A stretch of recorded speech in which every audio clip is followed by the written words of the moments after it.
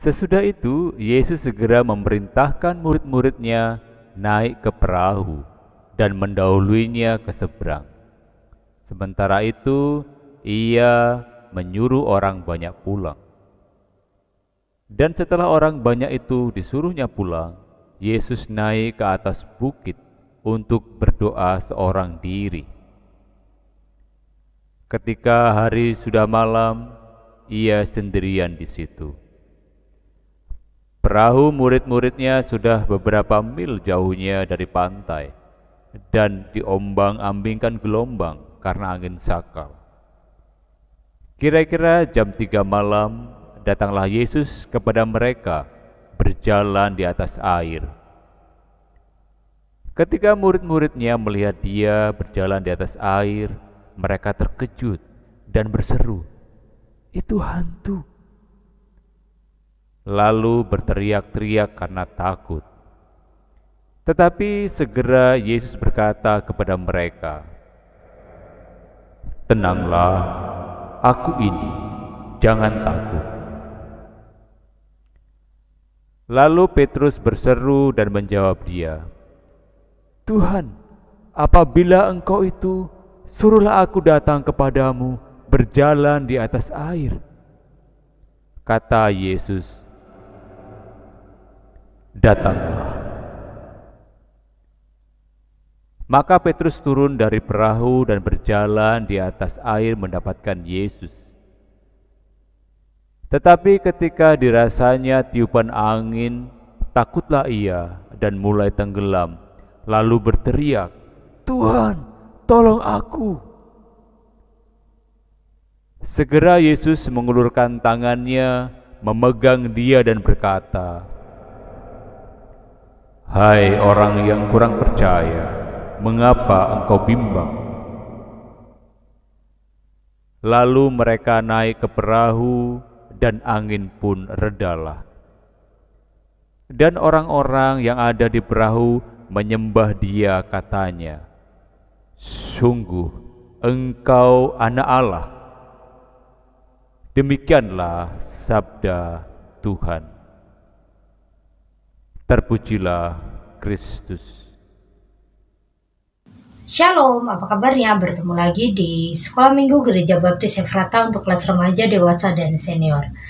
Kita sudah memasuki pelajaran yang 10. Hari ini kita akan mengambil tema dari memandang Yesus dalam menjalani kehidupan. Tadi kita sudah melihat tayangan bacaan Alkitab kita dari Matius 14 ayat 22 sampai 33. Matius 14 ayat 22 sampai 33. Pasti Bapak Ibu Saudara sekalian sudah familiar dengan cerita Tuhan Yesus berjalan di atas air. Kita juga pasti sudah hafal bagaimana kronologinya cerita ini. Tetapi kita akan sama-sama belajar Bapak Ibu Saudara sekalian, apa yang sebenarnya yang ingin Tuhan Yesus berikan pada kita hari ini. Tapi sebelum itu, mari kita berdoa. Tuhan Yesus yang baik, kami ucap syukur karena Engkau sangat baik, memberikan kami anugerah sehingga kami bisa belajar hari ini. Berkati kami supaya kami mengerti, memahami, dan melakukannya dalam hidup kami. Dan hanya di dalam nama Tuhan Yesus Kristus, kami percaya berdoa, haleluya, amin. Bapak Ibu Saudara sekalian, saya percaya bahwa hari ini adalah hari yang Tuhan izinkan untuk kita sama-sama belajar dan ditegur oleh firman Tuhan. Seberapa banyak saat kita menghadapi masalah, tantangan, rintangan, permasalahan yang datang bertubi-tubi, sikap hati kita terkadang negatif, bukannya positif. Saat kita memandang sesuatu, kita memandangnya secara sekilas, tidak mendalam. Kita tidak membaca situasi dengan cermat, tetapi membaca situasi dengan instan. Saat kita melihat sesuatu gitu kan, kita langsung bilang, wah ini berat ini, padahal belum dijalani gitu kan, udah berat ini.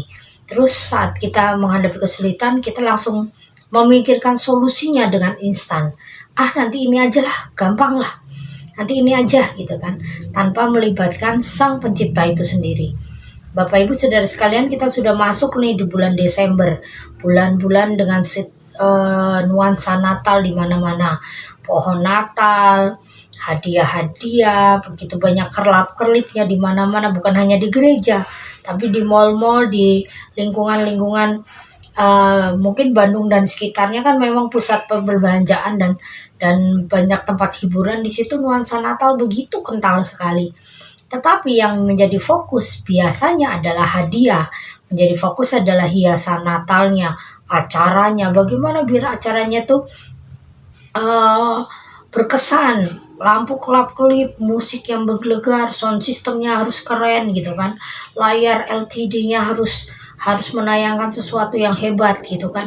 Inilah yang akan menjadi menjadi fokus beberapa anak-anak Tuhan di saat Natal. Tetapi lupa bahwa di situ ada bayi Sang Juru Selamat. Bayi kecil inilah yang menjadi Juru Selamat dunia. Saya akhir-akhir ini sedang menyiapkan drama Natal untuk anak-anak sekolah minggu. Dan ke hari kemarin saya sangat tergelitik dengan pertanyaan satu anak madya. Ibu Yohana, mengapa tidak ada orang Majus? Oh, kita lagi drama Natal waktu Yesus lahir, bukan waktu Yesus sudah besar.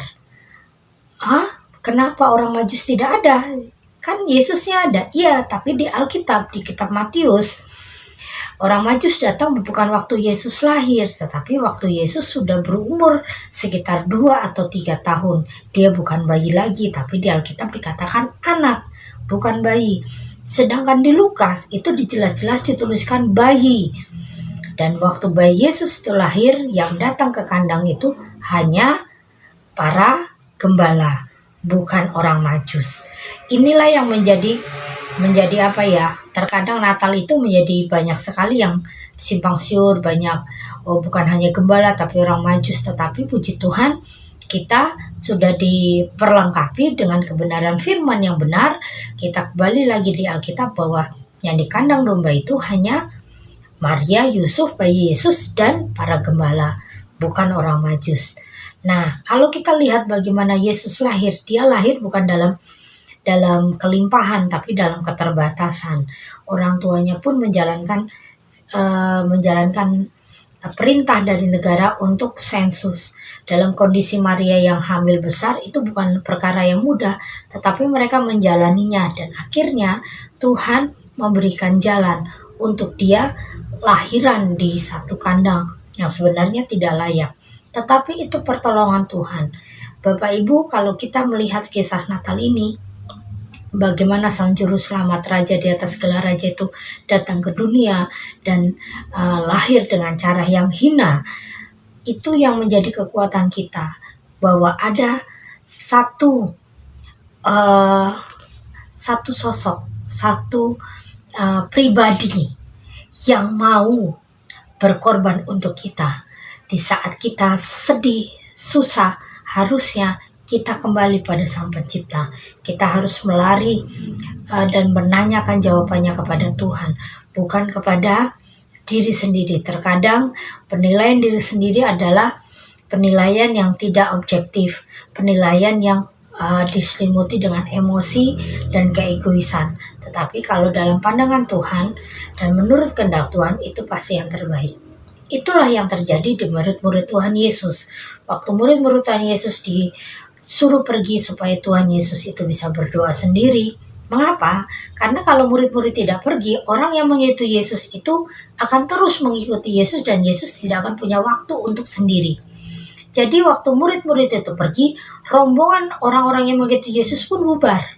Tetapi apa yang terjadi waktu mereka di tengah laut? Mereka menghadapi badai. Dan saat badai mereka ketakutan, Yesus datang pun dikiranya hantu. Jadi kadang-kadang di tengah badai permasalahan, kita sebagai manusia terkadang kita tidak bisa melihat sesuatu yang ini benar atau salah, ini dari Tuhan atau tidak dari Tuhan. Ini yang membuat akhirnya kita harus benar-benar terus bertanya pada Tuhan, terus bergantung pada Tuhan.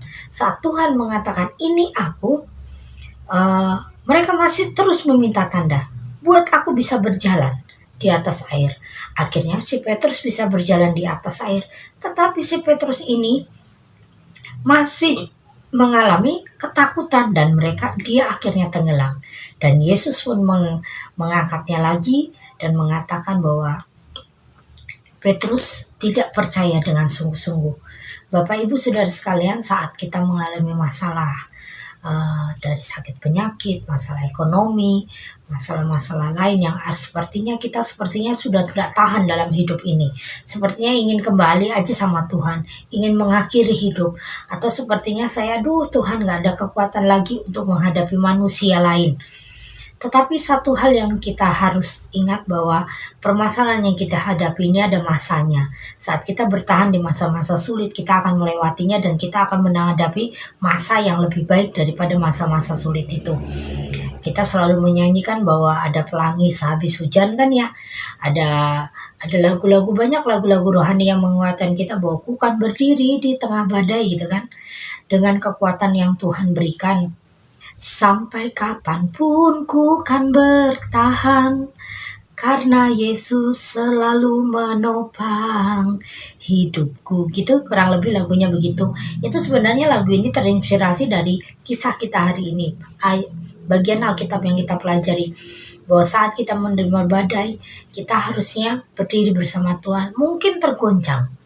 Mungkin ada sesuatu yang goyah, yang berubah. Maksudnya bergeser. Tetapi saat kita mulai menanamkan iman kita dan pegangan kita sama Tuhan, itu akan menjadi kekuatan kita untuk bertahan. Andaikan Bapak Ibu saat ini sedang mengalami permasalahan demi permasalahan, kata-kata hiburan dari orang lain atau saat membaca Alkitab pun sepertinya mental. Coba tenangkan diri seperti Tuhan Yesus. Dia mengambil waktu untuk berdoa seorang diri di tengah malam. Dia menenangkan dirinya. Dia mulai berdoa kepada Tuhan. Dia terus meminta pertolongan pada Tuhan.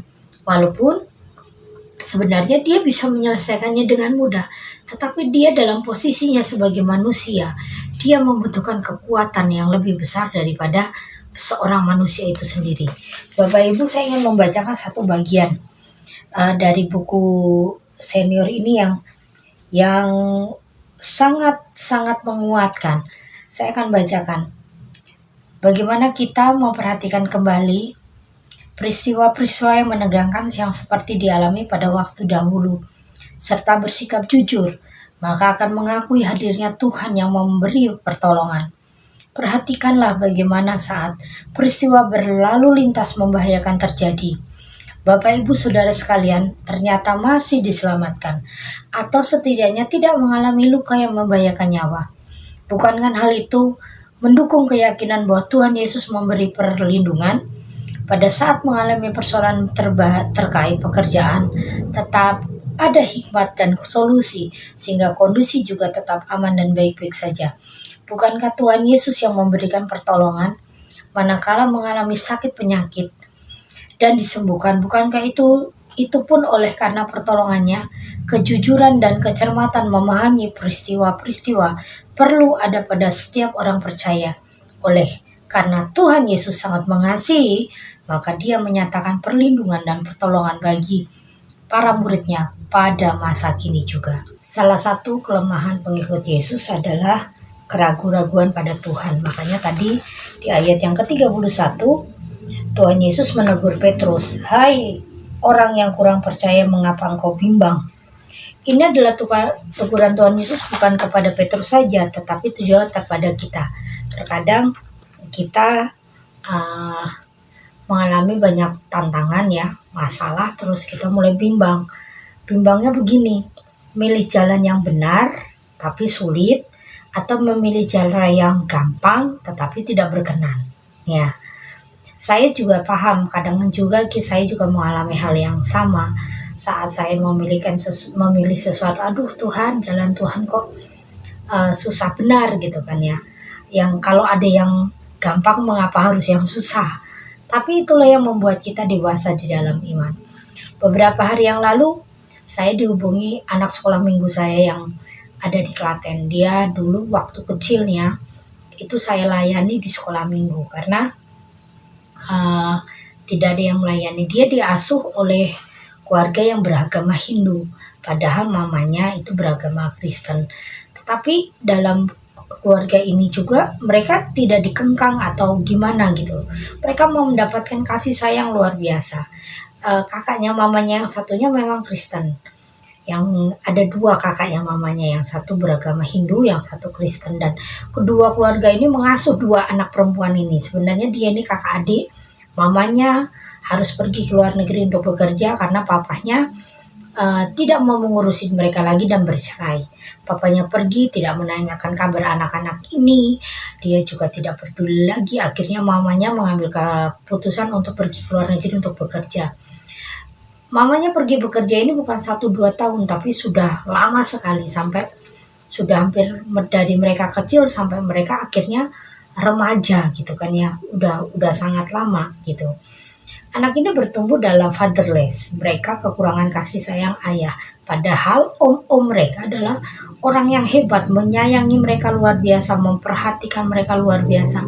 Mereka tidak kekurangan kasih sayang lah istilahnya gitu. Tetapi di dalam hati mereka, mereka menginginkan ayah kandung mereka. Saya mulai melayani mereka. Dari mereka yang pendiam, yang rendah diri, yang mereka minder gitu kan ya. Sampai akhirnya saya bisa memasuki hidupnya karena kata sayang. Karena saya kebiasaan ngomong, sayangku sini, sayang sini, gitu toh. Ih kamu cantik, gini-gini. Nah dari situ mereka berdua kakak adik ini mulai dekat dengan saya, sepupu-sepupunya juga. Jadi mereka dari kecil sudah saya layani dalam kebenaran firman Tuhan. Mereka mulai bertumbuh, mereka mulai saya motivasi, kamu pintar, kenapa kamu harus sekolah di sini, saya bilang itu, pergi ke kota. Di kota Klaten itu ada SMP yang bagus, walaupun memang itu jauh, tetapi itu kualitasnya lebih bagus. Akhirnya yang sulung ini mulai berjuang karena saya tahu anak ini memang pintar.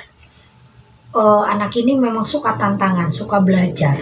Jadi dia mulai belajar dan akhirnya masuk di SMP negeri yang favorit di Klaten. Saat dia udah masuk di sana, saya punya salah satu kenalan guru di sana, saya bilang nitip ya mbak gitu tak. Oh ya, anak ini memang baik dan anak ini luar biasa. Dia bertumbuh dalam iman, persekutuan juga datang. Dan waktu dia lulus SMP, saya mulai memotivasi lagi. Ayo jangan di Klaten, ada sekolah farmasi bagus di Solo, saya bilang itu. Kamu masuk di sana, coba deh. Karena saya lihat kemampuannya akademisnya dia udah di atas rata-rata. Tapi mbak bagaimana bisa gitu? Saya bilang gini, kalau dana pasti mamamu ada. Ini sekarang tergantung kamu. Dan akhirnya saya punya channel di sana gitu. Saya bertemu dengan teman pelayanan. Terus saya tanya, kenal nggak ini? Oh kenal nih. Saya punya teman di sana. Brosurnya dikasih. Akhirnya brosurnya dikasih ke saya. Saya bilang sama dia, kamu berdoa supaya kamu dapat yang terbaik. Andai kan kamu tidak bisa masuk sini, kamu bisa masuk di sekolah yang negeri. Tetapi kalau di sini, di sekolah farmasi ini yang tingkat SMA ini, masa depanmu akan jauh lebih baik, saya bilang gitu. Karena dia juga sangat, pertama kenapa saya arahkan ke sana, karena saya lihat dia kemampuan biologi, fisikanya itu bagus sekali. Saya bilang, farmasi suka nggak gitu? Suka mbak, kacang gini-gini gitu kan. Akhirnya ya saya tawari itu. Dan dia berjuang untuk masuk sekolah itu dan akhirnya masuk. Anak ini akhirnya masuk. Itu menjadi sukacita kami semua di sana. Karena ada salah satu di antara keluarga mereka yang akhirnya menonjol. Saya bilang gini, Dek, di keluargamu belum ada yang sarjana. Ayo berjuang sampai titik darah penghabisan, saya bilang gitu toh. Ayo kamu berjuang, nanti kalau sudah selesai ini kamu nanti kuliah. Kalau kuliah wisuda kamu akan mengangkat derajatnya mamamu, keluargamu yang besar, dan akan menjadi contoh kepada kiri kananmu bahwa anak desa itu bisa kok berhasil, saya bilang itu. Tetapi waktu dia sudah masuk di sana, saya akhirnya menikah dan saya pergi dari Klaten. Saya pamitan, dia juga sedih waktu saya pergi. Saya bilang sama dia, ayo berjuang ya, jangan putus perjuanganmu. Waktu itu dia masih SMK. Waktu saya pergi ke Bandung, selang setahun atau berapa saya agak lupa juga, ternyata ada salah satu jemaat sana menghubungi saya, "Mbak, si ini akan menikah." Saya langsung kaget. "Menikah dengan siapa?" Saya bilang gitu. "Menikah dengan si ini." "Loh, tapi keadaannya begini." Saya langsung hancur hati saya waktu dengar bahwa dia menikah dalam keadaan hamil duluan. Saya hancur hati saya, padahal dia sebenarnya sedikit lagi udah mau lulus gitu kan ya. Ya untungnya aja masih di ujung-ujungnya akhirnya dia lulus. Dia menikah dengan temannya dengan keadaan seperti itu, dan yang paling menyakitkan hati saya lagi adalah akhirnya dia harus berpindah agama mengikuti calon suaminya. Waktu teman saya jemaat ini mengurusi di catatan sipil segala macam, dia tidak banyak bertanya. Dia juga kecewa seperti saya. "Saya kecewa Mbak, tapi saya nggak bisa marah." Akhirnya saya ikutin aja. Saya nggak banyak nanya, tidak menasihat, tidak apa. Karena takutnya nanti saya marah. Saya juga nggak bisa hubungin anak ini, karena anak ini akhirnya ganti nomor. Saya nggak tahu lagi bisa menghubungi dia bagaimana. Sosmednya akhirnya tertutup semua. Saya juga nggak tahu kenapa.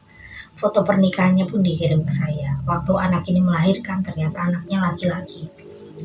Dan beberapa hari yang lalu, dia berkata, "Mbak Yuan, sekarang saya sudah berani menunjukkan iman saya. Dan saya bergabung lagi di gereja yang dulu. Saya dan anak saya." Itu menjadi sukacita yang besar bagi saya. Saya saja bersukacita, apalagi Tuhan. Sebenarnya beberapa tahun yang lalu dia mulai menghubungi saya. Dia tahu nomor saya dari jemaat yang lain, dia menghubungi saya. Saya juga tidak banyak bertanya, saya cuma, "Diana, tolong yang kuat, ayo yang kuat," saya bilang gitu. "Iya Mbak," gitu. Akhirnya dia bilang, "Mbak, saya sebenarnya masih kangen sama Tuhan Yesus. Saya tidak bisa mengikuti Tuhan yang lain. Dalam hati saya gini," saya langsung berkata, "Ayo semangat," saya bilang itu. "Dalam hatimu, kamu nyatakan itu kerinduanmu pada Tuhan, tantangan, rintangan itu pasti Tuhan akan berikan kekuatan." Saat dia menghadapi suaminya, saya tahu ini akan sulit sekali. Saya juga tidak tahu bagaimana keadaannya sekarang. Tetapi, keadaan suaminya sekarang, saya tidak akan banyak tanya. Tetapi waktu dia bilang, "Saya sudah menunjukkan iman saya." Sebenarnya, postingan beberapa teman yang di sana sudah lihat, "Loh, kok persekutuan anak ini datang?" Terus teman saya tanya, "Loh, ini kok datang?" Saya bilang, "Iya Mbak, sekarang dia sudah mau bergabung lagi. Kita rangkul." Waktu dia mengakuinya 2 hari yang lalu, saya bilang nih, "Kamu tahu nggak, banyak orang yang mendoakan kamu. Dan kalau sampai hari ini kamu punya keberanian menunjukkan imanmu, itu karena kasih karunia. Jangan pernah sia-siakan. Ajak anakmu mengenal Tuhan Yesus sebagai Tuhan dan Juru Selamat." Bapak Ibu, tantangan itu banyak, rintangan itu banyak, menyakitkan hati, kadang-kadang bikin malu, kadang-kadang tidak punya keberanian menghadapi orang lain. Tetapi kalau kita terus memohon pada Tuhan memberikan kekuatan dan jalan keluar, pasti Tuhan buka jalan. Jangan pernah menyerah dengan keadaan, jangan pernah menyerah dengan situasi, dengan permasalahan. Saat ini mungkin kita terseok-seok untuk bertahan terus sampai engkau bisa kuat di dalam Tuhan dan berdiri menyatakan bahwa, "Terima kasih Tuhan, saya menang." Banyak sekali lagu-lagu rohani yang bisa menguatkan kita. Di lagu NP 232 kalau nggak salah, saya lupa, ada di "Ketika badai melanda hidupku." Coba Bapak Ibu nyanyikan. Bahwa lagu itu memberikan bahwa badai itu menerpa, tetapi kita tahu siapa yang akan menopang kita. Seperti Petrus yang saat tenggelam, Tuhan angkat. Begitu juga hidup kita, Tuhan akan angkat. Berapa banyak permasalahan saat ini yang Bapak Ibu hadapi. Bertahanlah Bapak Ibu Saudara sekalian, bertahanlah bersama Yesus. Curahkan isi hatimu di hadapan Tuhan. Jangan pernah curhat di sosmed. Tahan mulutmu untuk tidak curhat kepada sembarang orang. Curhatlah kepada Tuhan semesta alam. Dan nyatakan keinginan hatimu di hadapannya. Dan jangan lupa minta pertolongan pada Tuhan. Dan Natal ini bukan waktunya lagi kita untuk berpesta pora. Tapi Natal tahun ini biarlah hati kita menjadi tempat bagi Tuhan, dan Tuhan yang lahir sebagai manusia untuk kita hargai pengorbanannya dengan mengakui Dia, bahwa kekuatan kita berasal dari Dia. Bapak Ibu Saudara sekalian, saya percaya bahwa semua orang yang saat ini menyaksikan tayangan ini diberikan penghiburan dan jawaban dari Tuhan. Mari kita berdoa. Tuhan Yesus, kami ucap syukur karena Engkau selalu baik. Setiap permasalahan yang kami hadapi, kami percaya bahwa tidak ada satu hari pun, satu detik pun Tuhan meninggalkan kami. Ampuni kami Tuhan, terkadang kami masih melihat sosok, tapi kami tidak bisa melihat-Mu secara iman. Kuasai kami terus dengan Roh Kudus-Mu, sehingga kami kuat di dalam Engkau. Ampuni kami Tuhan, ampuni kami. Kuasai kami dengan Roh Kudus-Mu. Bila di antara kami ada yang sakit, Tuhan sembuhkan. Yang susah, Tuhan hiburkan. Yang kekurangan, Tuhan cukupkan. Dan di masa-masa sulit ini, Tuhan Yesus, kami mohon padamu, kuasai kami, supaya kami selalu bisa mengucap syukur dalam segala keadaan. Dan hanya di dalam nama Yesus kami percaya berdoa. Haleluya. Amin. Sampai bertemu lagi di sekolah minggu. Tuhan Yesus memberkati.